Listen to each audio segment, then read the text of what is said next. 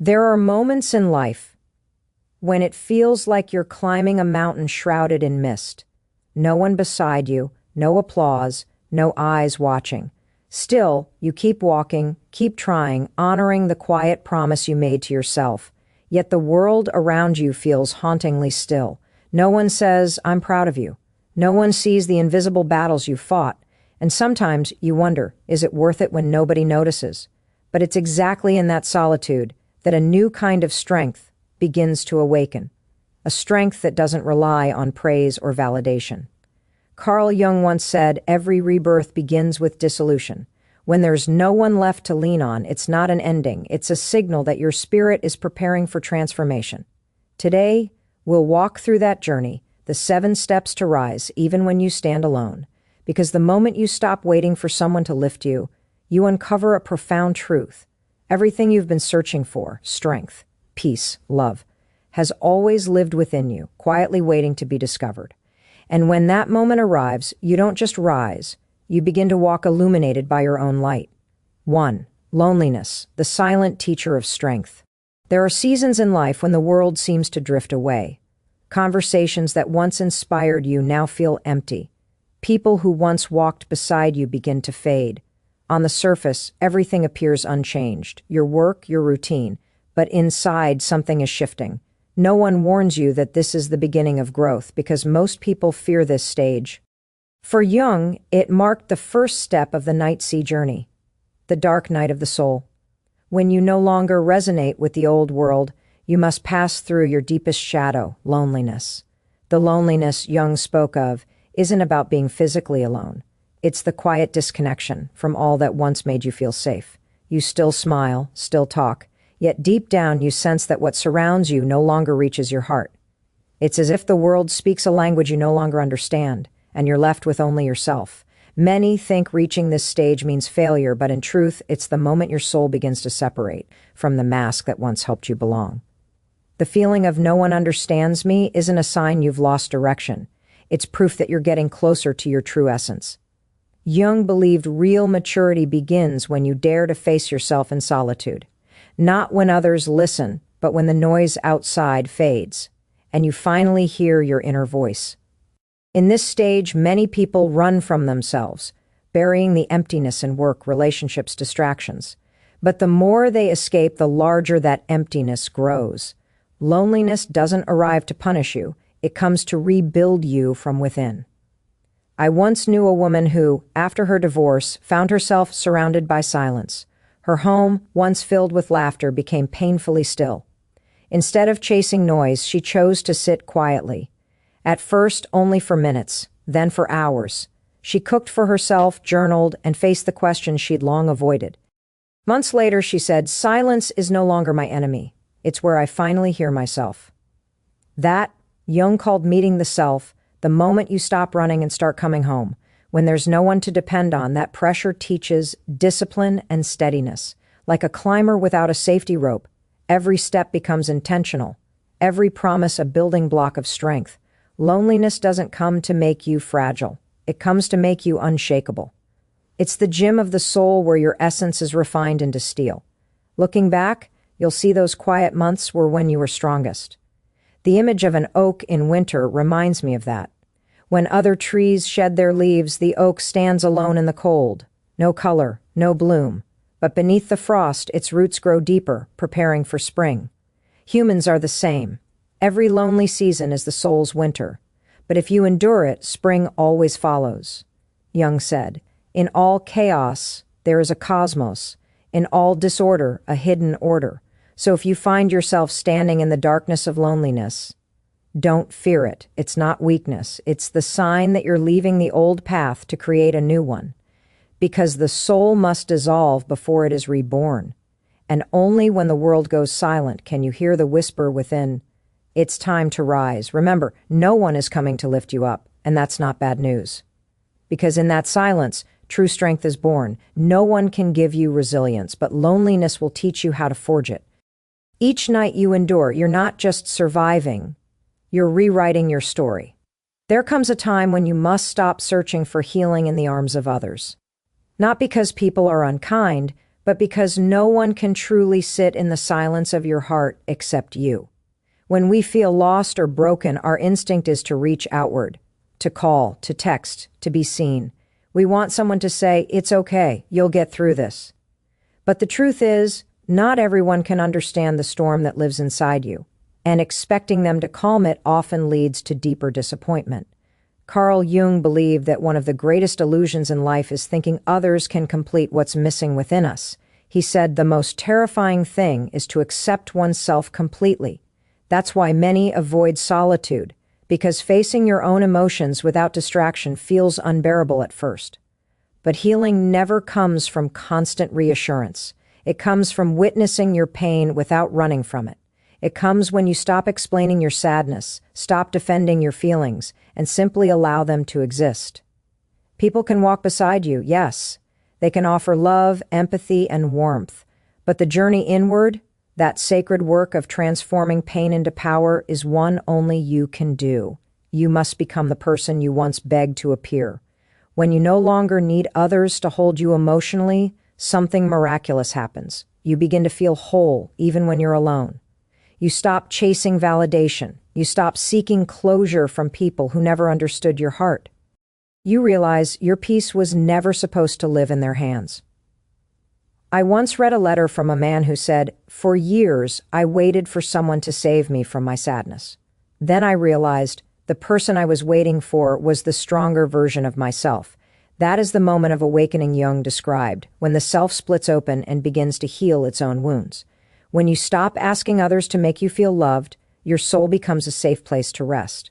When you stop expecting others to carry your emotions, you learn to hold them gently on your own. And when you finally sit with your pain, truly sit, it stops screaming. It transforms into wisdom, into stillness, into light. There's a sacred moment between pain and peace, a silent turning point where the soul begins to awaken. Most people rush through their suffering, desperate to escape it. But those who pause, those who listen, discover that pain is not their enemy. It's the flame that purifies. Jung often spoke of the alchemical process, the transformation of darkness into light. He believed the soul is like gold hidden in stone. It must pass through fire before it shines. That fire is your suffering. Every heartbreak, betrayal, or loss is not meant to destroy you. It's meant to refine you. The world teaches us to suppress pain, to move on quickly, to pretend we're fine. But what if your sadness isn't here to break you, but to remake you? What if your tears are not a sign of weakness, but the water that softens the soil where your new life will grow? When Jung treated patients who felt hopeless, he didn't try to erase their pain. He invited them to face it, because inside every wound lies the map to wholeness. He said, "One does not become enlightened by imagining figures of light, but by making the darkness conscious."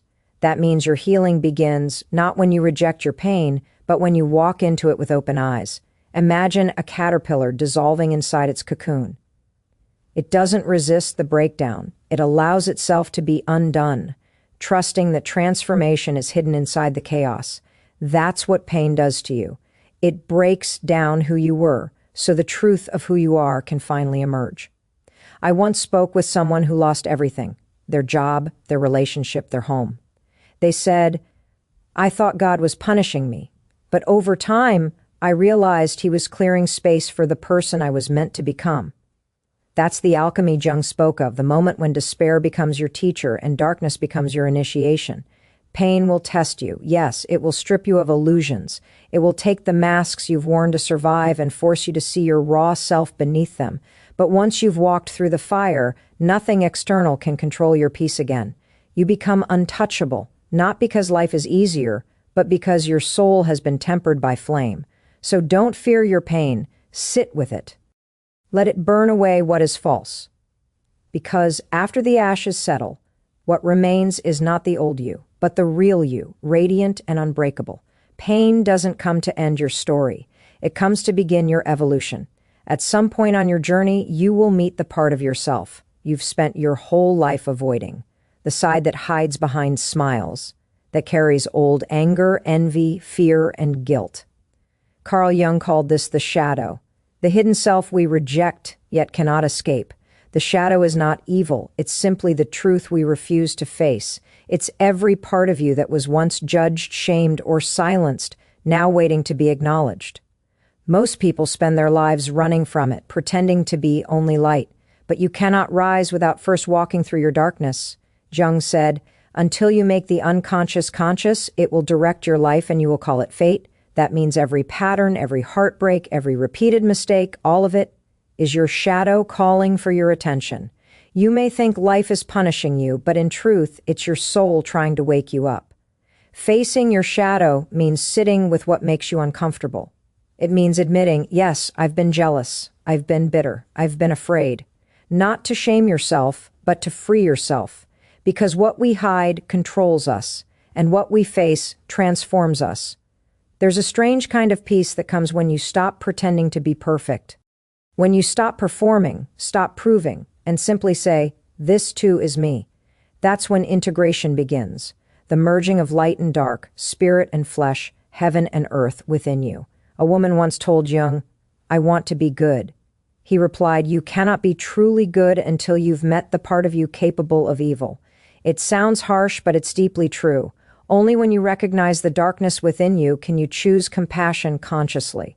The shadow is not an enemy. It's a mirror. It shows you where you are unhealed. It reveals the emotions you've buried, the beliefs that still bind you, the wounds that shape your choices. And when you finally face it, it no longer owns you. It becomes your ally, your hidden strength. In ancient alchemy, this process was called nigredo, the blackening. It symbolized the stage of disintegration before transformation. The old identity must dissolve before the gold can appear. That's what shadow work truly is, dying to illusion, being reborn as truth. Don't be afraid of your darkness. It holds treasures no light can reveal. When you embrace it, you become whole, not just good, but real. And in that wholeness, you discover a peace that no mask can ever give you. Because when you finally meet your shadow with love instead of fear, you don't just find light, you become it. Every transformation begins with a kind of death, not the death of the body, but the quiet fading of who you used to be. The identity you once clung to, the roles, the masks, the stories, begins to crumble. And though it feels like loss, it's actually liberation. Carl Jung called this the death of the persona, the collapse of the false self you built to survive. It's the version of you that said, "I'm fine," when you were breaking. The version that sought approval, chased belonging, and shaped itself to fit expectations. That self kept you safe once, but it cannot carry you into your next chapter. The moment you begin to awaken, you'll notice something strange. The things that once defined you no longer feel alive. The conversations, the friendships, even your ambitions, they start to lose their meaning. And it feels like you're disappearing. But this disappearance is sacred. It's the unraveling that must happen before rebirth. Just as the snake sheds its skin, you must release the identity that no longer fits your soul. To resist this death is to stay trapped in yesterday's version of yourself. You may cry for the old you, the one who tried so hard, who endured so much. Honor them, thank them, but do not cling to them, because the more you hold on to the past, the heavier your spirit becomes. Jung wrote, "We cannot live the afternoon of life according to the program of its morning. In other words, what once served your growth will one day become your cage, and the only way forward is through surrender." This is the part of the journey that feels like falling, where the ground disappears and everything familiar dissolves. You might say, "I don't know who I am anymore," but that's exactly the point. Who you were must die so who you are can finally breathe. Don't fear the emptiness. The void is not your enemy.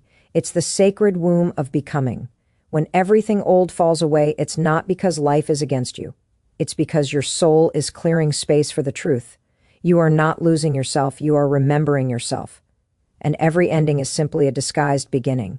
So if you feel like your world is falling apart, let it. Because beneath the ruins, something extraordinary is being born. The real you, unmasked, unbroken, and utterly free. After the old self dissolves, there comes a stillness unlike anything you've known. No direction, no certainty, just vast, quiet space. It feels as though life has paused, as if everything you understood about yourself has vanished into mist. This is the void, the sacred emptiness that comes before rebirth. Most people panic when they reach this place. They rush to fill it with plans, relationships, distractions, anything to silence the silence. But those who dare to remain in it discover something rare, peace that doesn't depend on answers. Jung called this stage holding the tension of opposites, the balance between death and rebirth, darkness and light. It's not about knowing where you're going. It's about trusting that the path will reveal itself as you walk. The void is not a punishment. It's an initiation. The universe's way of teaching you how to stand in uncertainty without losing yourself. It's where you learn to breathe without needing control, to wait without fear, to believe without proof. Imagine the seed buried underground. It's surrounded by darkness, blind to the world above. Yet within that darkness, unseen roots begin to form. The seed doesn't panic. It trusts the process of becoming. That's what the void is for the soul. You are being planted, not buried. You are not lost. You are being prepared. The human mind fears what it cannot define, but the spirit thrives in mystery. When you stop forcing clarity, life begins to whisper. Tiny signs appear. A word from a stranger, a feeling that says, keep going. That's how the divine speaks in the dark, quietly, through intuition. Jung once said, there is no coming to consciousness without pain. And the void is that sacred pain, the space between who you were and who you are becoming. But if you can stay in it long enough, something begins to shift. The fear turns into faith, the silence turns into guidance, and you realize you were never alone here. Every great transformation requires a period of unknowing. The caterpillar doesn't understand the cocoon, yet it trusts the darkness to deliver its wings. You must do the same. So if you feel lost right now, remember this. Not all who wander are without purpose. Some are simply learning to walk by faith, not sight. Let the unknown hold you. Let it teach you patience, humility, surrender. Because in that surrender, your new life quietly begins to take shape. And when it's time, the void will release you, reborn, recentered, and radiant with a peace that no chaos can shake. And then, after the darkness has done its work, you begin to feel something stir within you. Not loud, not dramatic, just a quiet pulse of life returning. A gentleness where fear once lived. A sense of peace where chaos used to reign. This is rebirth. It doesn't arrive with trumpets or lightning. It comes softly, like dawn breaking after a long night. The world looks the same, yet everything inside you has changed. You no longer seek to be understood, you seek to understand. You no longer chase love, you become love. Carl Jung said that the goal of the human journey is individuation, to become whole, not perfect. Wholeness means embracing every part of yourself, the light, the shadow, the past, the pain, and recognizing all of it as sacred. You stop fighting your story. You begin to bless it. You realize every wound had meaning, every loss taught you how to see, every silence built your strength. You no longer wish the journey had been easier because you finally understand why it had to be this way. When you walk through life after awakening, you move differently. Not faster, not harder, but truer. You don't need to prove your worth anymore because you've met your soul and found it enough. Your peace is no longer fragile. It flows quietly, like a river that no longer fears its depth. This is what Jung meant when he said, "The privilege of a lifetime is to become who you truly are. You are no longer the person shaped by fear or the expectations of others. You are the being that emerged from the fire, honest, grounded, awake." Rebirth is not about becoming someone new. It's about remembering the self you always were, beneath the noise, beneath the masks. It's the moment you look in the mirror and see not what's missing, but what's been found. And from that place of wholeness, you begin to give differently. You love without needing to possess. You speak without needing to impress. You create not for recognition, but because life itself is asking to flow through you. You've become what you once searched for, the guide, the healer, the light in the storm. And though you may still fall, still ache, still doubt, you now know how to rise, because you have seen what lies beyond pain. You have walked through the shadow, held the void, and returned carrying the sun. And as Jung taught, the point of life is not to stay in the light, but to hold it within you and carry it into the world. So step forward, gently but boldly. The night has served its purpose. The dawn belongs to you.